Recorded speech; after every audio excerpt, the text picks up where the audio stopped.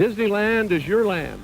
Here age relives fond memories of the past, and here youth may savor the challenge and promise of the future. Disneyland's opening day was a disaster. Counterfeit tickets, suffocating crowds, and broken attractions led newspapers to call it Black Sunday. Walt Disney's team was mortified. So, 16 years later, with the fate of their much bigger Florida project hanging in the balance, they wouldn't just plan an opening, they'd plan a secret mission. This is the story of the incredible caution and calculated risks Disney took to ensure Magic Kingdom's opening day wasn't just a success, but a secret one. To understand the paranoia in 1971, you have to rewind to July 17, 1955. Disneyland's grand opening was meant to be an exclusive invitation-only press event, but a tidal wave of fake tickets turned it into a public spectacle of failure. The park was overwhelmed. The asphalt on Main Street, poured the night before, was so soft that people's shoes were getting stuck. Rides failed, restaurants ran out of food and drinks, and the press documented every chaotic moment. The dream debut became a public humiliation. For Walt and his company, the memory of Black Sunday was a deep scar. As they planned a project in Florida that was exponentially bigger, one fear trumped all others. They could not let history repeat itself.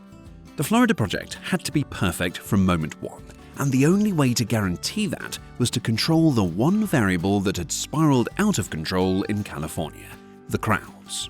Now, the strategy of control started years before any guest walked through the gates. In the mid-1960s, Disney kicked off one of the most clandestine land buys in corporate history. Using a web of shell corporations like Tomahawk Properties, Disney's agents secretly bought over 27,000 acres of Florida swampland, an area twice the size of Manhattan. They did this to keep land prices from skyrocketing and, more importantly, to control the entire environment. Unlike in Anaheim, where tacky motels had popped up outside Disneyland's gates, in Florida, Disney would own the kingdom and everything around it. You can fly to a magic kingdom that's right outside your hotel window, to Walt Disney World in Florida. This secrecy set the tone for the park's debut. This wasn't going to be a loud, celebratory ribbon cutting. It was a carefully orchestrated, military-style operation. The goal wasn't to get the most people possible to show up on day one, it was to get the minimum number of people needed to test the systems. The opening of Walt Disney World was going to be an anti-opening. The master plan was built on moves designed to deliberately suppress public excitement. First, the date. Instead of a big summer weekend, Disney chose Friday, October 1st, 1971. October was one of Florida's slowest tourist months, and a weekday would naturally keep local crowds down. Next, they managed expectations by downplaying the event. There was no massive advertising blitz. The company's official line was that this was just a preview phase, and the real grand opening would come later. This brilliant messaging gave them an out if things went wrong and stopped families from planning their vacation around that specific day. Finally, they planned a phased rollout. On October the 1st, the Magic Kingdom opened with about 23 attractions, including It's a Small World, the Jungle Cruise, the Haunted Mansion, and the Hall of Presidents. But what wasn't there was just as important. The park's three iconic mountains were years away. Space Mountain would open in 1975, Big Thunder Mountain in 1980, and Splash Mountain not until 1992. Ladies and gentlemen, boys and girls, we proudly present Space Mountain. Perhaps most shocking of all, there was no Pirates of the Caribbean. Imagineers initially assumed East Coast audiences wouldn't be interested in a pirate story. Only after a flood of guest complaints did the company reverse course. This phased approach lightened the operational load, giving them the breathing room they desperately needed. On the morning of October the 1st, 1971, Disney executives held their breath.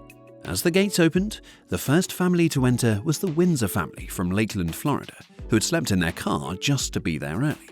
The crowds that followed were a gentle trickle, not a flood. By day's end, only about 10,000 people had visited. For any other company, this would look like a failure. For Disney, it was a perfect success. The park ran flawlessly, and the small crowd allowed them to fix minor kinks without creating major headaches for guests. The press coverage was glowing, focusing on the park's magic, not chaos. The secret strategy had worked. They had successfully opened the world's most ambitious theme park by convincing most of the world not to show up. Walt Disney World is a tribute to the philosophy and the life of Walter Elias Disney. This level of strategic thinking, turning a small crowd from a potential failure into a secret weapon, is what sets Disney apart. And it's just one of thousands of hidden stories behind the parks we love. If you enjoy these deep dives into theme park history, do us a favor and subscribe to the channel. We've got a lot more secrets to unlock. The success of opening day was a brief relief. The real test came a few weeks later on the day after Thanksgiving, when the trickle of guests became a tidal wave. An unbelievable 50,000 people descended on the Magic Kingdom, and the new infrastructure buckled. The park hit capacity early, forcing staff to turn cars away. Interstate 4, the main highway into the resort, became a 20-mile-long traffic jam, which one news report called the longest parking lot in the world. The crisis forced an immediate response. Emergency meetings, earlier parking lot openings, extended hours, and radio broadcasts warning visitors to stay away. But the crowds weren't the only enemy. Florida itself was fighting back. The state's intense humidity and rain were a nightmare. Wooden facades on Main Street started to deteriorate with dry rot. Repainting was a mess because the humid air kept the paint from drying. And then there was the lightning. Central Florida is one of the most active lightning zones in the country, a fact that had blindsided the California-based Imagineers. Strikes would frequently knock out power, shutting down complex attractions like the Hall of Presidents and the Haunted Mansion. But despite these daily fires behind the scenes, the guest experience was so powerful that most visitors never noticed. While operations teams fought those daily battles, the marketing team was gearing up for the final phase, the official grand opening. The real party wasn't on October the 1st. It kicked off on October the 23rd with a 3-day media extravaganza, with Disney flying in stars and TV crews to broadcast the park's dedication to the world. Only then, on October the 25th, after nearly a month of quietly perfecting their operations, did Walt's brother, Roy O. Disney, stand in Town Square to read the official dedication. With Mickey Mouse by his side, he ensured that what the world saw was a polished, perfect, and fully functioning Magic Kingdom. This televised spectacle was what most of America saw as the grand opening. It was brilliant PR theatre. A Magic Kingdom where the young at heart of all ages can laugh and play and learn together. Dedicated this 25th day of October, 1971. Disney had successfully controlled the narrative, ensuring their first impression was one of effortless magic, not chaotic failure. The opening of Walt Disney World was a paradox, a world-changing event that started with a whisper. By learning from Disneyland's disastrous debut, the company built a strategy centered on caution, control, and secrecy. They picked a slow day, downplayed the excitement, and phased their rollout, all to ensure they were ready when the real crowds finally came. The traffic jams and lightning strikes weren't signs of failure, but proof of an organization adapting in real time. This calculated approach became the new gold standard, cementing the company's reputation for operational excellence. They proved that the greatest magic trick wasn't making an elephant fly, but making the Herculean effort of running a theme park look easy. The secret to their success wasn't just in what they built, but in how they chose to reveal it.